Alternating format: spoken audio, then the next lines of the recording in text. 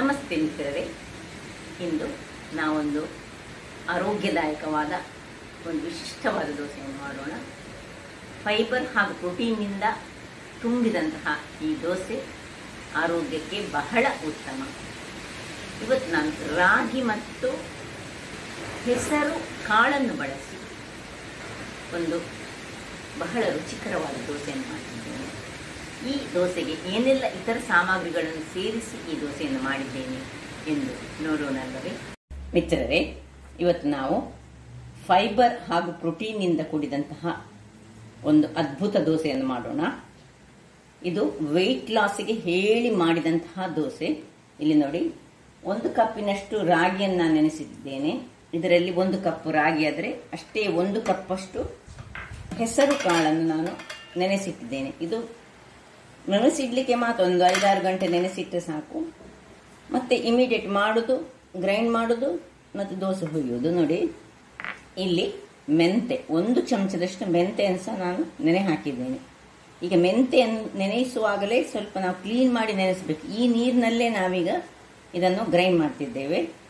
ಮತ್ತು ಇದಕ್ಕೊಂದು ಒಳ್ಳೆಯದಾದ ಈ ಶುಂಠಿಯ ಚಟ್ನಿ. ಯಾಕೆ ಹೇಳಿದರೆ ಶುಂಠಿ ಬೇಕಾಗ್ತದೆ ಇದಕ್ಕೆ.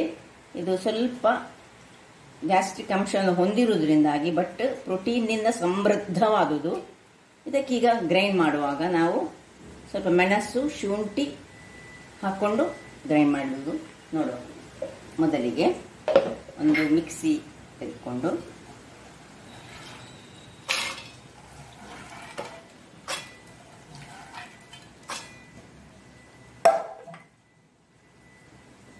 ಇದು ರಾಗಿಯನ್ನು ಹಾಕೊಂಡು, ಇಡೀ ರಾಗಿಯನ್ನು ನೀವು ಬೇಕಿದ್ರೆ ರಾಗಿ ಹುಡಿಯಿಂದಲೂ ಸಹ ಈ ಮಾಡಿಕೊಳ್ಬೋದು. ಈ ಹೆಸರನ್ನು ನೆನೆಸಿ ಹಾಕೊಂಡು ರಾಗಿ ಪುಡಿ ಸೇರಿಸಿದ್ರೆ ಸಾಕ್ತದೆ.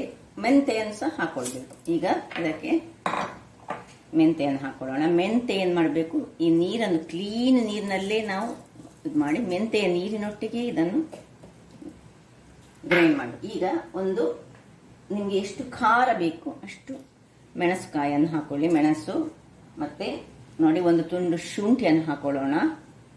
ಇದಕ್ಕೆಲ್ಲ ಸ್ವಲ್ಪ ನೀರನ್ನು ಹಾಕಿ ಸ್ವಲ್ಪ ಉಪ್ಪು ಹಾಕಿ ನಾನೀಗ ಇದನ್ನು ಗ್ರೈಂಡ್ ಮಾಡ್ಕೊಳ್ತೇನೆ.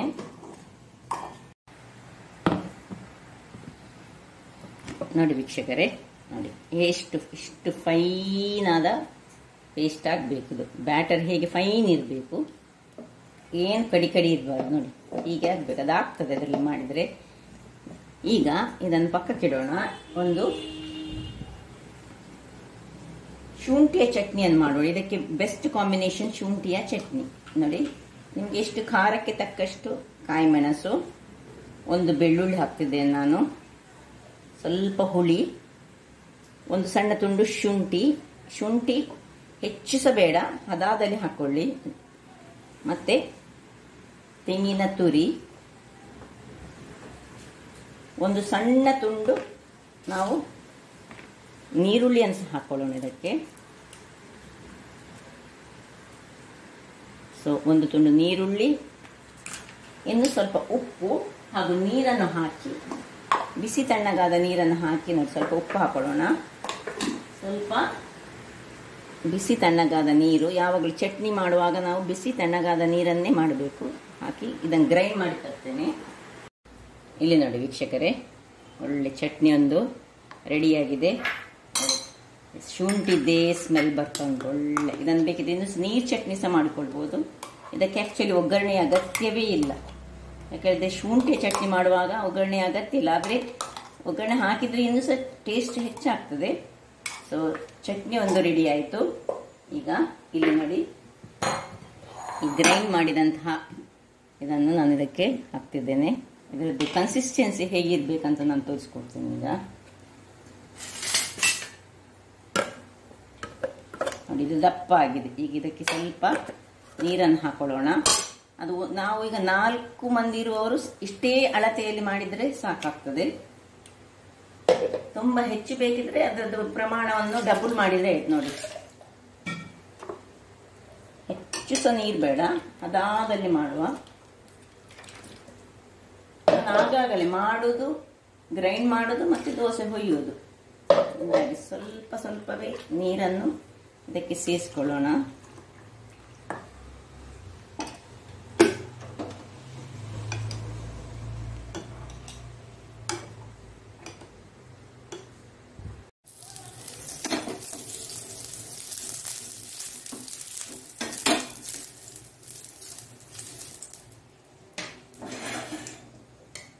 ಕನ್ಸಿಸ್ಟೆನ್ಸಿ ನೋಡಿ, ಈ ತರವೇ ಇರಬೇಕು. ತುಂಬ ನೀಸಾಗಬಾರ್ದು, ದಪ್ಪ ಆಗ್ತದೆ. ನಾವು ಹೆಸರು ಇದರಲ್ಲಿ ಉಂಟಲ್ಲ, ಅದರಿಂದಾಗಿ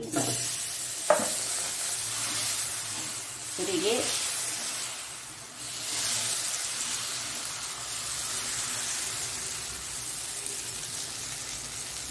ಇದರ ಮೇಲೆ ಇನ್ನು 1 ಸ್ಪೂನಿನಷ್ಟು ಎಣ್ಣೆ ಬೇಕಿದ್ರೆ ಮಾತ್ರ, ಅಗತ್ಯ ಸಹ ಇಲ್ಲ. ಇದು ಬೇಕಿದ್ರೆ ಒಂದು ಸ್ವಲ್ಪವನ್ನು ಹಾಕಿದ್ರೆ ಆಯ್ತು.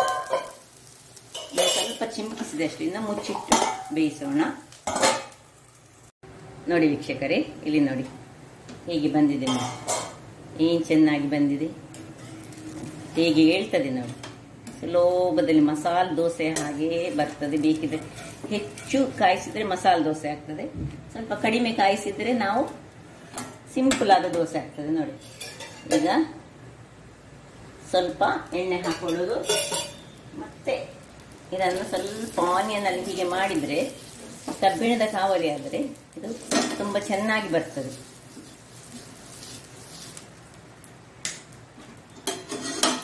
ಈಗ ನೋಡಿ, 2ನೇ ದೋಸೆ ನೋಡಿ, ಕನ್ಸಿಸ್ಟೆನ್ಸಿ ಇದೇ ಇರಬೇಕು.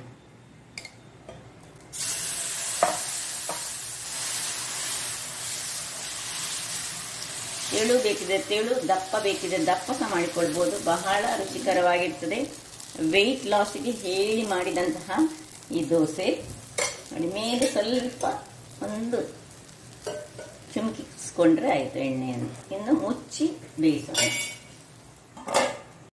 ವೀಕ್ಷಕರೇ ನೋಡಿ, 2ನೇ ದೋಸೆ ಸಹ ರೆಡಿಯಾಗಿದೆ. ನಿಮಗೆ ಇದು ಕ್ರಿಸ್ಪಿ ಬೇಕಿದ್ರೆ ಹೀಗೆ ಇದನ್ನು ತುಂಬ ಹೊತ್ತು ಇಟ್ಕೊಳ್ಳಿ, ಇನ್ನೂ ಸಹ ಒಂದು ಸ್ವಲ್ಪ ಹೊತ್ತು. ಇಲ್ಲದ್ರೆ ನಿಮಗೆ ಕ್ರಿಸ್ಪಿ ಬೇಡದಿದ್ರೆ ಇದೆಷ್ಟು ತೆಗೆಯುವುದು, ಆಫ್ ಮಾಡ್ಕೊಳ್ಳೋಣ. ನೋಡಿ,